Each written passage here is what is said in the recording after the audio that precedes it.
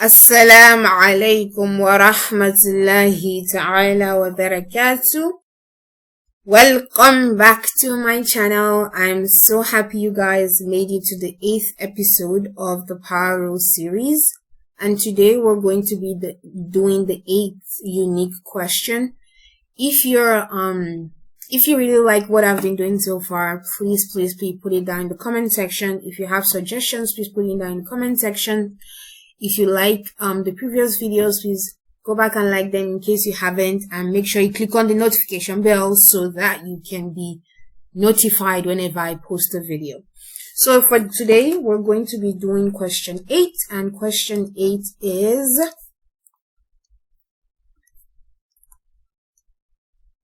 y of t equals 4t raised to the power negative 2 over 3.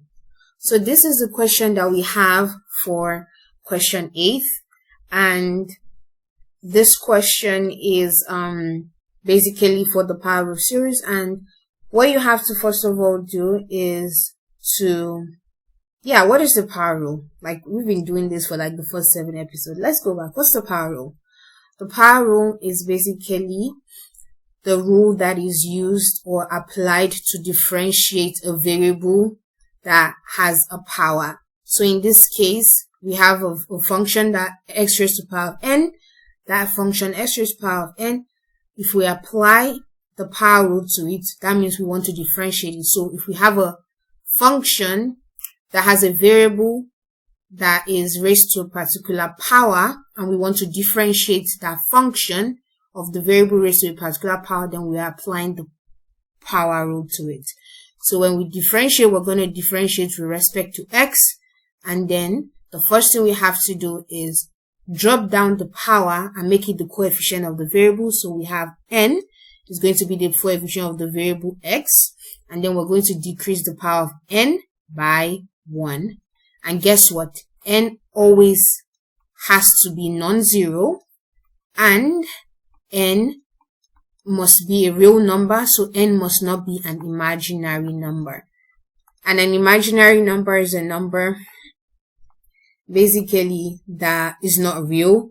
And the way you can identify it, the simplest way you can identify an imaginary number is a number where there's a square root of a negative number. So like imaginary number will be like square root of negative 9, or square root of like a square root of negative 8.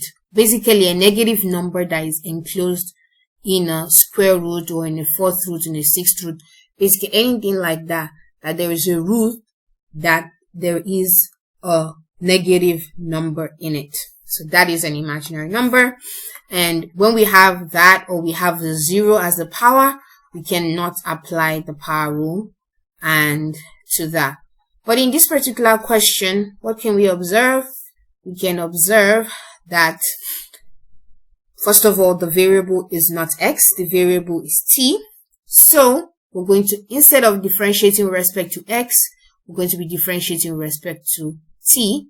So we're going to have d of the t of 4t raised to the power negative 2 over 3. So we're going to be differentiating the function y of t, which is 4t raised to the power negative 2 over 3, with respect to t.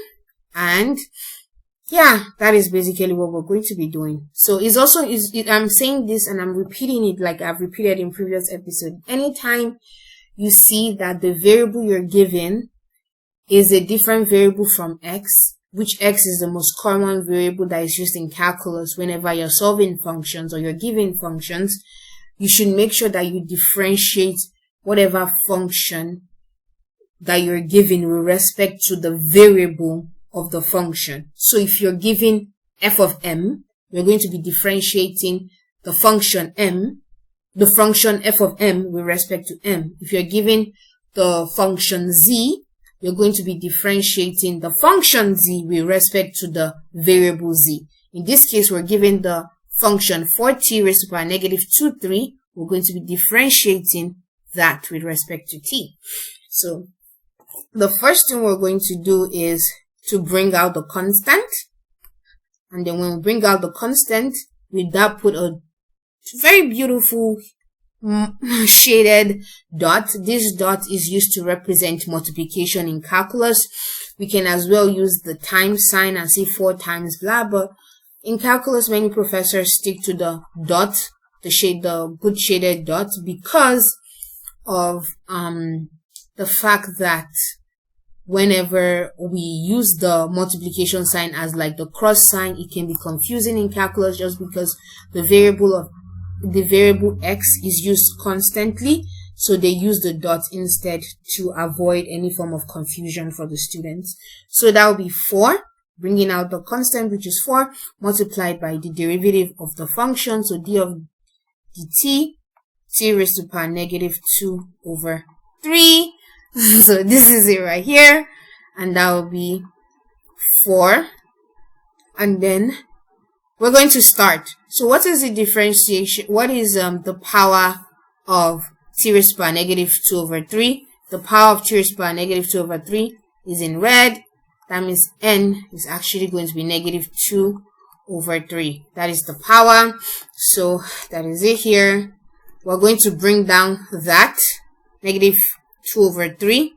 So that will be multiplied by, there's a dot here, that dot, bring down negative 2 over 3, the power, and then you have t. Now, negative 2 over 3 has to be decreased by power of 1. Remember, because the power drops down, right? The power is going to drop down when you differentiate, and then that power is decreased by 1. So negative 2 over 3 is going to come down, and then negative 2 over 3 has to be decreased by 1. So that is that. And then you end up with 4 multiplied by negative 2 over 3, and t raised to the power negative 2 over 3 minus 1. So negative 2 over 3. Now, one thing I have to mention to you guys is this. Anytime we're given 1 by itself, right, is a whole number. But guess what?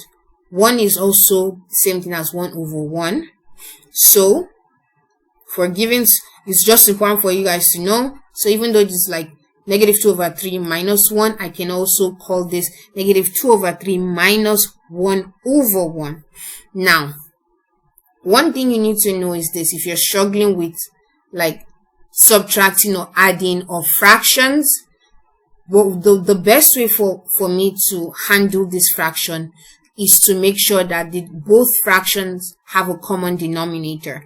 And the denominator of a fraction is basically the number that is below the bar sign. So what is below the bar sign here is 1, and I want to make sure the common denominator of negative 2 over 3 and 1 over 1 is the same. So therefore, I'm going to multiply the top and the bottom of 1 over 1 by 3. And when I do that, that's going to make me have a common denominator. So this is basically, so 4 times negative 2 over 3 is the same thing as negative 8 over 3. Okay, let's now focus on what is in the bracket. So that will be t raised to the power negative 2 over 3 minus 1 over 1 multiplied by 3 over 3. So that will be 3 over 3. Yay! Guess what? We have the same denominator. The denominator is common. So we're going to continue. Yay! So that will be negative 8 over 3. And then t raised to the power 3 is the common denominator, because that's what we were trying to do in the first place. So if that's the case, we can just do negative 2, right? Since there's a common denominator, negative 2, and then minus negative 3. That's going to be our answer. So our answer is going to be negative 8 over 3 multiplied by t raised to the power negative 5 over 3. So that's basically the answer. Now let's go to the next page. I want to show you something beautiful. So now we have d over dt of 4 t raised to the power negative 2, 3. And we got our answer to be negative 8 over 3 multiplied by t raised to the power negative 5 over 3. Guess what? Negative 5 over 3 can be switched up, and this is what you get. So we can leave the answer like this. This is perfectly correct, but let us actually work on it like we know what we're doing, and we actually do know what we're doing. So we're going to just do this. So it's important for you to know this as well. When you have, say, when you have something like this, x raised to the power negative 1 is the same thing as 1 over x, right? If you have x raised to the power negative 19 is the same thing as 1 over x raised to the power of 19. If you have x raised to the power of 2 over 3, what you actually have, a raised to the power of negative 2 over 3, guess what? What you have is actually 1 over x raised to the power 2 over 3. So when you have, in this case, t raised to the power of negative 5 over 3 is the same thing as what? Same thing as 1 over t raised to the power of 5 over 3. So here that we're going to end up with, and again, all of this is just if you want to do the extra work, especially if you have one of those teachers where they want things to be like, they want things to look very, very different. Like they want it neat. They want you to write it in a way like you know how to do all the mathematical solutions in all of it. Like negative 8 over 3 multiplied by this is absolutely correct, but it's also good for you to break down so that your answer can look neat and good. So basically, t raised to the power negative 5 over 3 is the same thing as 1 over t raised to the power of 5 over 3, right? So it's the same thing here as 1 over t raised to the power of 5 over 3. And guess what? Our answer can now go on to be negative 8 over 3 t raised to the power of 5 over 3. So that is another way of writing the answer. And both are absolutely correct. So this one is correct. Not both. All three are correct. So I'm using in black marker. So this is correct.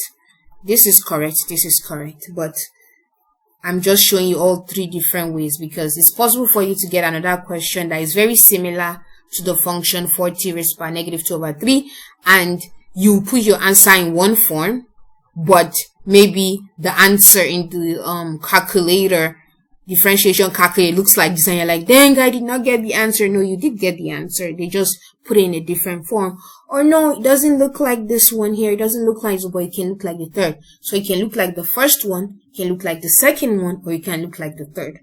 So that's basically it for this video. I hope this video was very, very helpful. I hope you guys understood what I did, and inshallah Allah subhanahu wa ta'ala would accept my work as an act of ibadah, and by the grace of God you guys are gonna know what you're doing, succeed in your assignments and in your exams.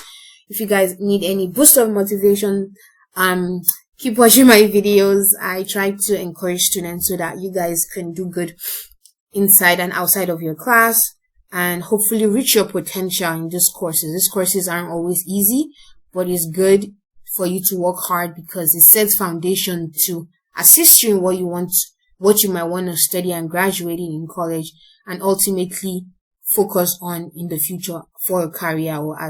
So it's important for you to take these courses seriously because they're pretty introductory, but you never know what you might end up studying. Like by the time you graduate, you're gonna fall in love with more calculus courses and study engineering, physics, or more advanced mathematics course from what you started as a freshman. But keep pushing, keep working hard. I wish you guys all the best. If you like this video, I would advise you to please subscribe because it's free. And you should also like the video because I put in a lot of effort and I try to make sure it's helpful to you guys. I also advise you guys to please put suggestions in the comment section. And if you have any suggestions, if you guys like a suggestion that a person puts, make sure you like that suggestion so that I can easily see it. or you guys can agree with the suggestion so that I can make more videos and content, inshallah. That'll be good for you guys. So you guys keep pushing, keep working hard and doing your best. Also, make sure you click on the notification bell, because the truth is, even if you subscribe, you like, and you put suggestion, if you don't have your notification bells clicked on, you're not going to be able to see the amazing videos that I'm going to keep on posting. And yeah, very important. So if you like my style of teaching, you can email me at shuhabeetutoring@gmail.com. That is my Gmail for my tutoring business. So I'm a private tutor for many students. And if you would like me to tutor you privately, you can email me, and then I can send you the list of packages and you can see what you like from it, and we can work together. And lastly, if you're not following me on Instagram, please do follow me on Instagram. My Instagram name is basically called Muslima_tutoress. And that's it. On the Instagram, I post very simple quizzes that are STEM related, as well as updates on this channel. So I'm happy you guys still to the end of the video. Allah subhanahu wa ta'ala make it easy. Keep pushing, keep working hard. I wish you guys all the very best, and I'm going to keep working hard to bring more content. Assalamu alaikum wa rahmatullahi ta'ala wa barakatuh.